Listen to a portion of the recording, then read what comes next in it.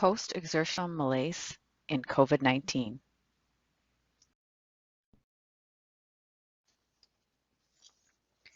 After getting COVID-19, some people continue to feel symptoms for 12 weeks or longer after initial infection.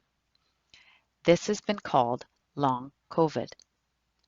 Other names for long COVID that you may hear are post-acute sequelae of COVID-19, PASC, or post-acute COVID-19 syndrome, PACS.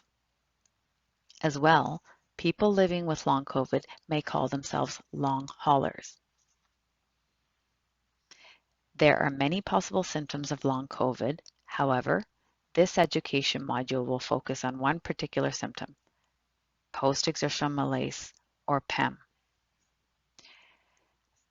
Post-exertional malaise can be a symptom of long COVID and is also a key symptom of people living with myalgic encephalomyelitis, ME, and chronic fatigue syndrome, CFS. Fortunately, we can use what is already known about how to help post-exertional malaise for people living with ME and CFS to help people living with post-exertional malaise from long COVID.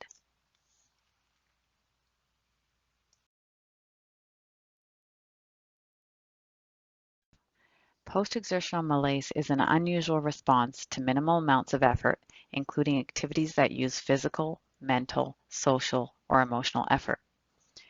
Some examples of physical effort are walking, biking, household chores, grocery shopping, and self-care activities like bathing, dressing, and grooming.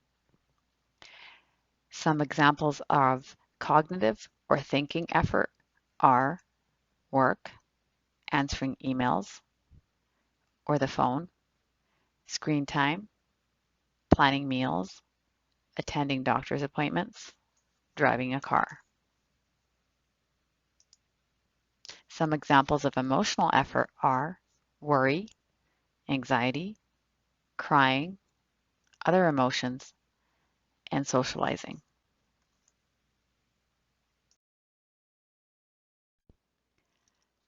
Post-exertional malaise typically results in worsening of symptoms and reduced ability to function.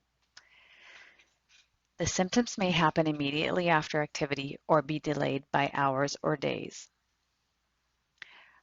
Recovery from post-exertional malaise can be lengthy, lasting for days, weeks, or even longer.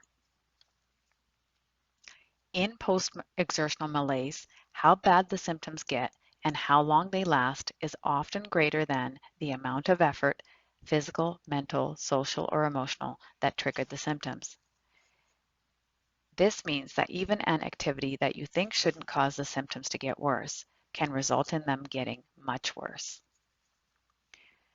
For some people, even basic activities of daily living like toileting, bathing, getting dressed, communicating, reading, and changing positions can trigger post-exertional malaise.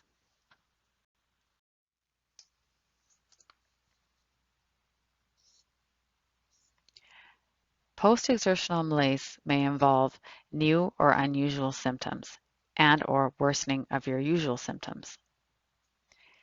Symptoms can include physical fatigue or exhaustion, cognitive or mental fatigue, difficulty with thinking, including slowed information processing as well as problems with memory and/or concentration, poor sleep, muscle and/or joint pains, headaches, generalized weakness or instability, lightheadedness, flu-like symptoms such as a sore throat, nausea, problems with breathing, and many other potential symptoms.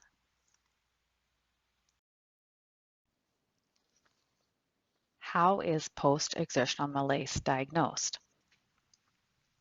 Post-exertional malaise can be diagnosed using a questionnaire called the DePaul Symptom Questionnaire, or DSQ. This questionnaire can be given by a member of your multidisciplinary team. The DSQ includes questions about fatigue, energy, pain, cognition or thinking, and other symptoms.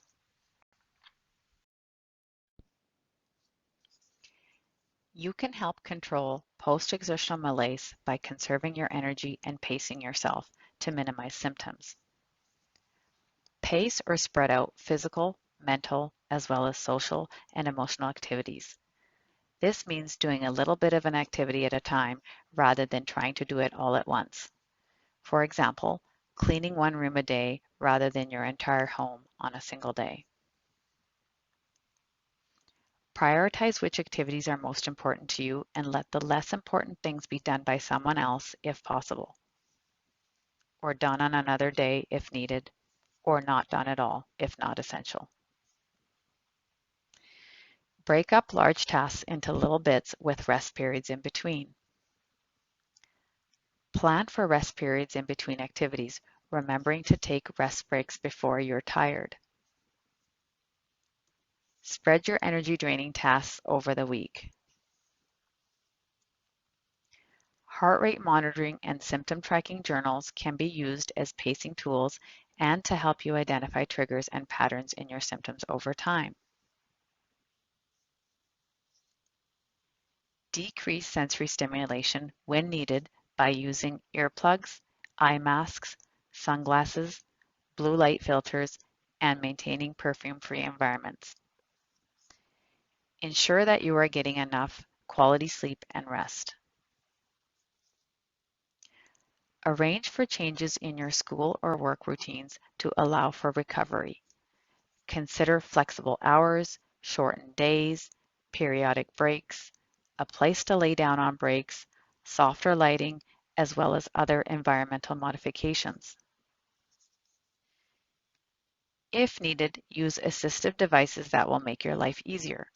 For example, a shower chair, voice-to-text features, audio recorders or recording pens, mobility aids such as a cane, a walker with a seat and/or a basket, a wheelchair, or a motorized scooter, and a disabled parking sticker.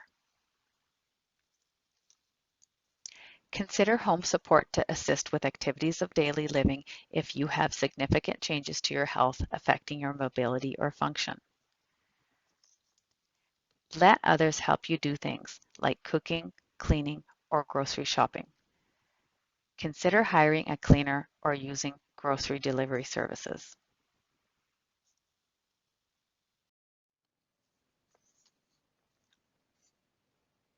Here is a list of some helpful resources that we recommend you look at if you want more information.